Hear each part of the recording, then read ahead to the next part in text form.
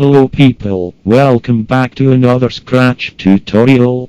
In this video, I will show you the top 5 best Scratch hacks.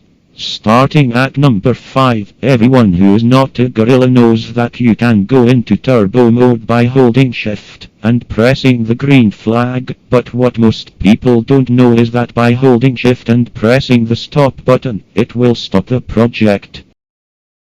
Moving on to number 4, by commenting jet engine on someone's profile, they will receive a message that says jet engine.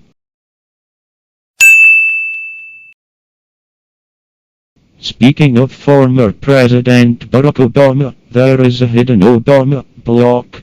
Unlock it by pressing Alt plus F4.